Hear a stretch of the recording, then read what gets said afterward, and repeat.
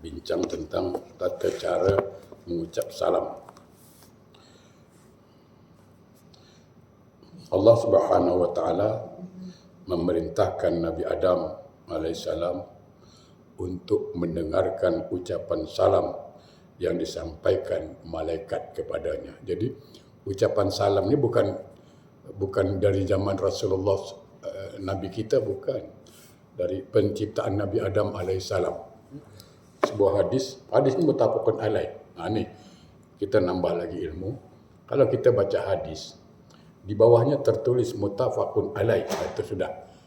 Jangan lagi dipersoalkan hadis itu. Ini kadang-kadang ada orang sudah dibaca di bawahnya, sudah dibagi tahu. Hadza hadis muttafaqun alaih. Kan dah jelas tu.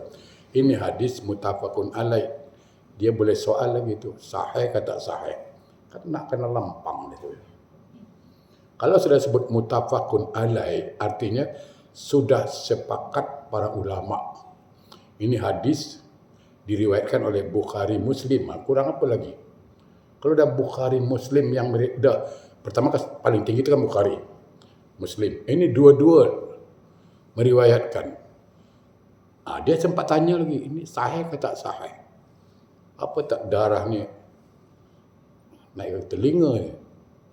Ulama sepakat, dia mamak tak sepakat. Ya kan? Ulama sepakat, mamak Rati Canai tak sepakat. Gila dia. Ya. Abu Hurairah radhiyallahu anhu meriwayatkan dari Nabi sallallahu alaihi wasallam, lamma khalaqallahu Adam alaihissalam qala, tatkala Allah telah menciptakan Nabi Adam alaihissalam, lalu Allah berfirman, izhab fasallam ala ulaika. Okey. Pergilah dan ucapkan salam kepada mereka. Saya bacakan aja. Maka sekumpulan malaikat sedang duduk itu lalu dengarkan ucapan penghormatan salam mereka kepadamu. Sebab itu adalah penghormatan ucapan salammu dan juga untuk anak keturunanmu. Jadi ucapan salam ini sudah diajarkan dari Nabi Adam alaihissalam. Maka Adam mengucapkan assalamu alaikum. Jadi Nabi Adam mengucapkan salam kepada malaikat. Jadi Allah mengatakan, pergilah, bagi salamlah dengan mereka, maksudnya mereka itu malaikat. Maka Nabi Adam mengatakan assalamu alaikum. Maka malaikat menjawab. Maka para malaikat mengucapkan assalamu alaika wa rahmatullah. Lalu menambah ucapan dengan wa rahmatullah. Jadi dijawab oleh malaikat assalamu alaika wa rahmatullah. Sedikit saya tambah. Bagaimana cara kita memberi salam kepada Nabi yang baik? Kadang-kadang kita ada juga kadang-kadang yang tak tahu macam mana beri salam kepada Nabi. Kasih salam lah. Assalamualaikum ya Rasulullah. Assalamualaikum ya Nabi Allah. Kau ingat bapak mertua engkau itu? Suka-suka engkau aja. Kan ada ajaran, ada adab. Kalau orang cakap, bagaimana cara beri salam kepada Nabi? Jawapannya mudah sangat. Mudah sangat. Apa?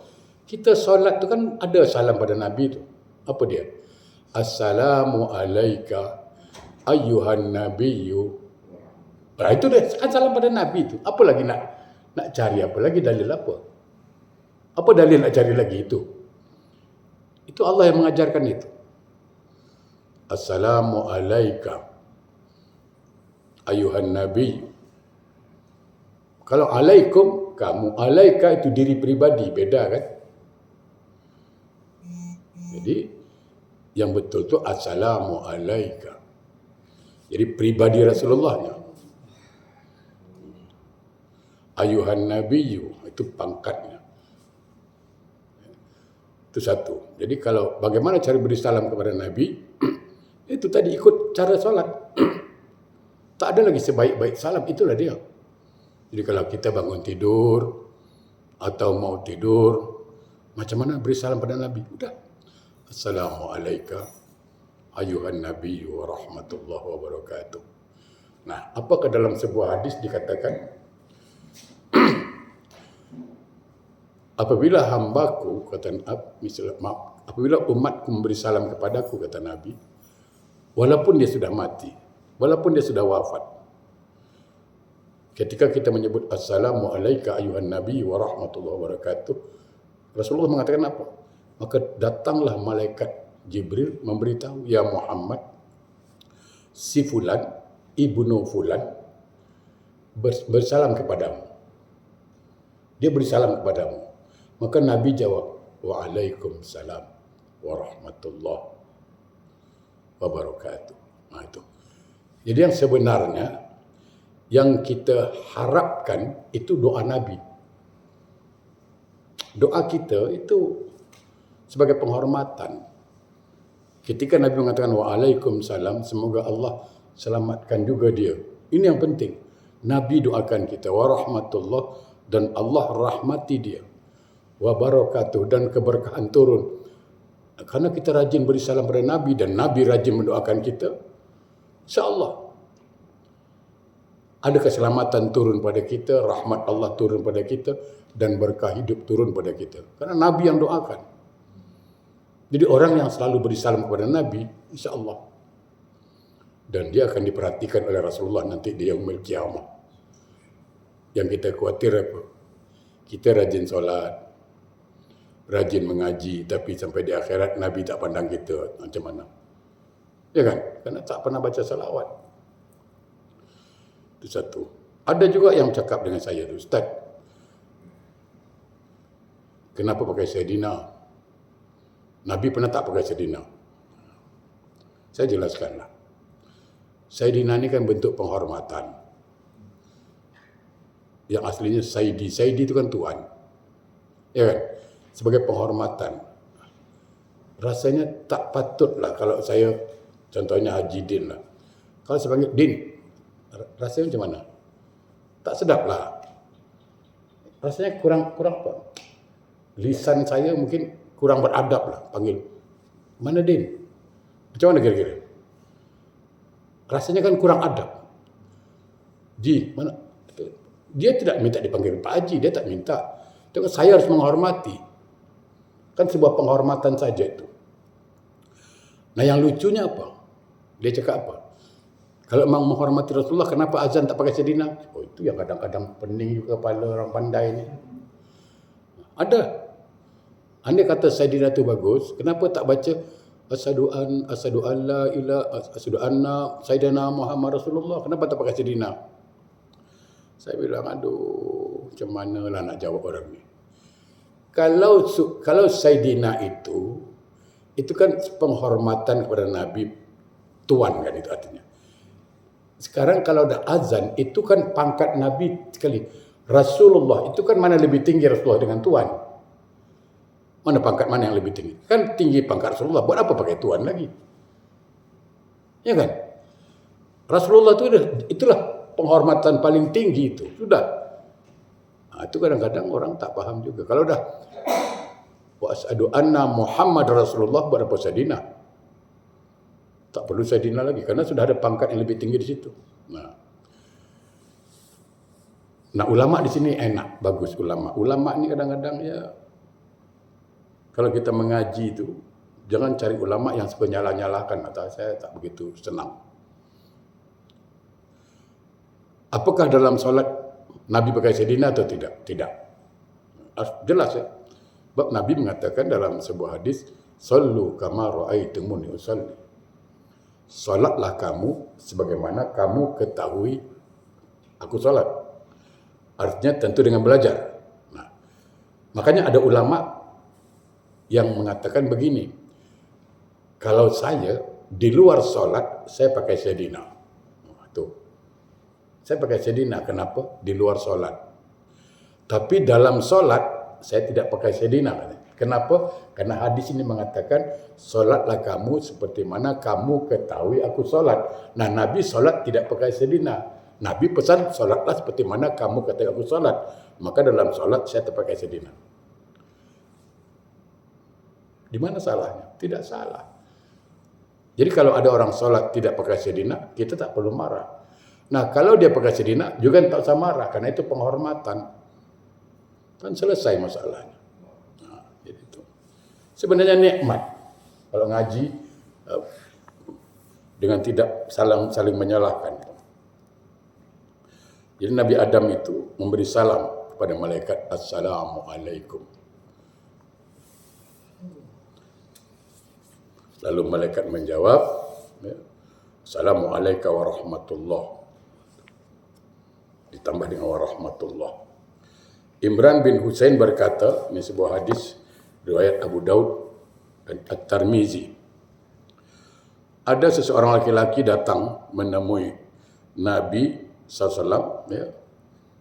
Da'a rajulin ila Nabi sallallahu alaihi wasallam faqala Assalamualaikum. Di satu orang laki-laki datang, Assalamualaikum. Maka Rasul menjawab, asal 10. Nabi jawab 10. Maksudnya 10 pahala lah. Kemudian datang laki-laki yang lain, lalu mengucapkan salam, Assalamualaikum warahmatullah. Ada tambahan warahmatullah. Nabi jawab 20. Kemudian datang lagi laki-laki yang lain, lalu beri salam lagi, Assalamualaikum warahmatullahi wabarakatuh. Ini 3 kasih dia. Maka Nabi kata 30. Kemudian ada sahabat bertanya, Ya Rasulullah, kenapa yang pertama cakap Assalamualaikum, engkau jawab 10? Asal. Yang kedua datang Assalamualaikum warahmatullahi, engkau jawab 20. Yang ketiga cakap Assalamualaikum warahmatullahi wabarakatuh, engkau cakap 30. Kenapa? Maka Nabi menjawab, siapa yang beri salam Assalamualaikum saja, maka 10 pahala dia. Kalau dia baca Assalamualaikum warahmatullahi, maka dia dapat 20. Kalau dia sambung sempurna Assalamualaikum warahmatullahi wabarakatuh, maka dapat 30. Tapi jangan buat main-main pula nanti. Kadang-kadang kita suka main. Kawan ni bagi salam pada Haji Din. Haji Din, Assalamualaikum warahmatullahi wabarakatuh. Haji Din cakap 30.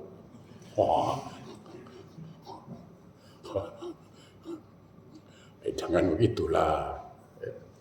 Itu nikmatnya Islam. Jadi banyak pahala kita. Pagi dapat pahala, petang dapat pahala. Kena asyik beri salam. Ya kan? Tapi orang tak mau, itu saya heran. Pada pahala banyak itu. Jadi jadikanlah salam itu sebagai syiar Islam. Adapun dalil mengucapkan salam ketika masuk rumah. Ini dia. Oleh kata kita masuk rumah ni. Hadis riwayat Tirmizi. Ya bunayya, iza dakhalta ala ahlika fasallam yakun barakatan alaika wa ala ahli baitik. Wahai anakku, jika kamu masuk menemui keluargamu, maka ucapkanlah salam agar menjadi berkah bagimu dan bagi keluargamu. Ini amalan paling bagus. Masuk rumah, dibiasakan. Assalamualaikum. Jangan panjang sangat. Kadang kita ni orang Melayu heran. Assalamualaikum. Panjang-panjang. Tak ada panjang tu. Assalamualaikum. Kalau sempurna bagus. Masuk pintu. Assalamualaikum warahmatullahi wabarakatuh. Kita balik mengaji, doakan isteri, anak semua. Semoga Allah selamatkan kalian semua. Rahmat Allah turun. Kan nikmat itu. Rumah tangga nikmat itu. Dari dalam menjawab Waalaikumsalam warahmatullahi wabarakatuh. Jadi nikmatlah saya katakan. Sehari-hari nak pergi Assalamualaikum warahmatullahi wabarakatuh.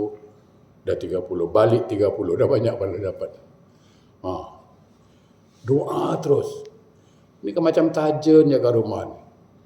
Ya, nak pergi, aku pergi berselam, hati-hati, tajen kota saya bilang kan. Ada ajaran Islam ditinggalkan. Kan? Ini bagaimana kita mengucapkan salam pada anak-anak? Dalilnya apa? Annahu mara ala sibyanin fasalam alaihim.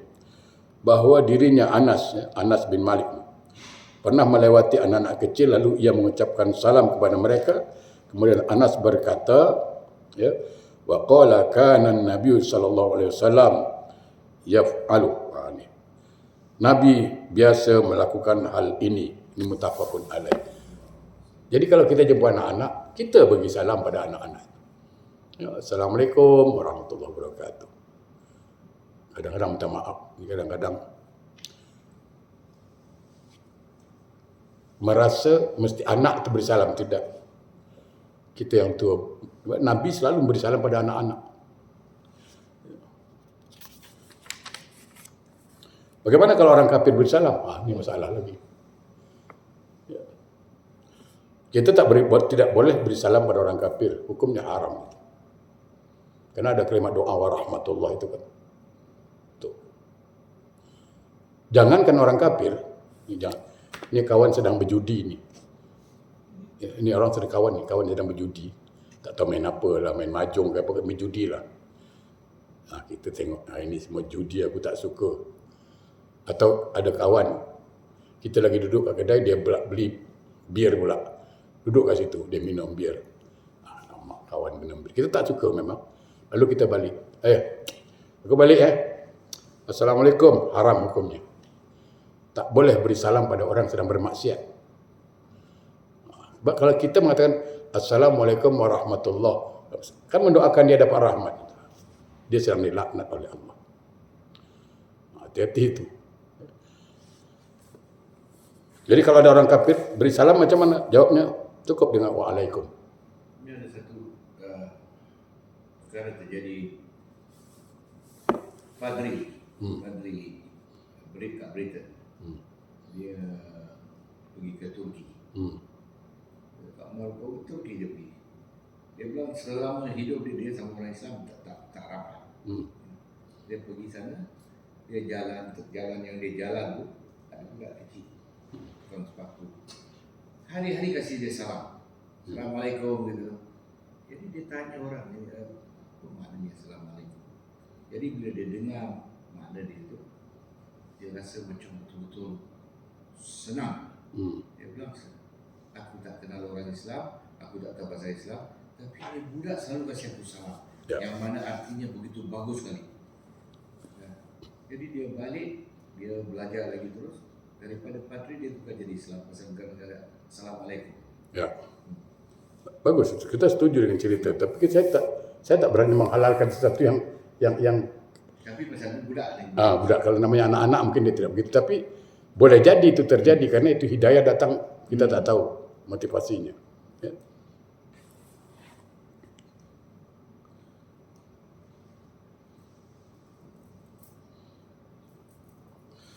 Ada satu hal yang ingin saya sampaikan. Apa itu? Ini sebagai dalil. Kenapa ada orang lah bercakap, saya minta maaf. Untuk apa salam-salam selepas solat? Ini selalu saya dengar itu. Nabi tak buat apa? Selalu saya dengar itu. Itu bid'ah. Saya perlu jelaskan dulu. Dalil ini ada dua. Satu dalil khas, satu dalil am. Satu dalil khas, satu dalil am. Contoh, dalil khas bahawa malam Jumaat kita dianjurkan baca surat Al-Kahfi. Itu dalil khas itu. Tapi banyak orang baca surat Yasin. Ya kan? Kan banyak orang baca surat Yasin. Salah? Tidak. Karena yang baca surat Yasin dia gunakan dalil am. Mana dalil amnya? kita dianjurkan baca Quran setiap hari. Tak kira lah malam ke siang, dianjurkan sunat itu. Malam Senin ke malam Selasa ke malam Rabu ke malam Jumaat, tetap hukumnya tak berubah, sunat. Dianjurkan baca Quran. Ya, mau dibaca Al-Baqarah boleh, mau dibaca Al-Imran boleh, baca surah Yasin tak ada masalah, kan itu Quran. Itu namanya dalil am. Kalau khasnya surah Al-Kahfi. Jadi kalau ditanya mana yang lebih utama, tetap surah Al-Kahfi yang utama. Karena itu dalil khas. Nah, sama dengan jabat tangan ini. Hadis Bukhari. Ya. Ini dipakai dalil am, dalil umum. Akanatil musafahatu fi ashabin Nabi sallallahu alaihi wasallam. Qala na'am. Apakah di tengah-tengah para sahabat Nabi ada kebiasaan saling berjabat tangan? Maka dijawab iya. Jadi berjabat tangan ini, bersalam ini, itu memang kebiasaan para sahabat. Kenapa kita larang? Nah, ini dalil yang kedua. Hadis riwayat Abu Dawud. Populer hadis ini. Ma min muslimaini yaltaqiyani fayatasafahani illa ghufira lahuma qabla an yaftariq. Tidaklah dua orang muslim yang berjumpa lalu keduanya berjabat tangan, melainkan Allah akan mengampuni keduanya sebelum mereka berpisah. Cuba tengok. Dua orang muslim bertemu lalu berjabat tangan, maka gugurlah dosa-dosanya lewat tangan. Sebelum mereka berpisah, dosa mereka diampunkan. Dua orang muslim bertemu. Nah, kalau saya jumpa Haji Din dekat bawah blok, saya salam, boleh tak? Boleh, gugur dosa saya. Saya jumpa kat Gelang, saya salam, boleh? Boleh. Kenapa saya jumpa di Gelang boleh, jumpa dekat bawah blok boleh? Kenapa jumpa di masjid pula tak boleh? Kan saya salam selepas solat, kecuali dalam solat bersalam. Allahu Akbar. Barulah masalah. Lepas solat, jangankan salam, pergi toilet pun boleh. Buka handphone, yang saya heran, dia salam, kita salam, dia cakap bid'ah. Dia lepas solat, buka handphone tak ada masalah. Ini kadang-kadang, jadi jangan kita suka menyalah-nyalahkan orang. Jangan. Ada dalilnya itu, namanya dalil am. Jadi ketika orang tu bersalam selepas solat, itu memang ada dalilnya, tapi dalil am. Ya kan? Dua orang muslim berjabat tangan, kata Nabi. Maka mereka takkan berpisah kecuali Allah ampunkan dosanya. Apa lagi? Jumpanya di masjid. Apa salahnya? Ya kan? Nah, itu ya. Ya, itu saja barangkali. Ada soalan tak? Okey, silakan. Ini kan salam lah Ya. Sikit lebih kurang. Kita lepas solat, Assalamualaikum.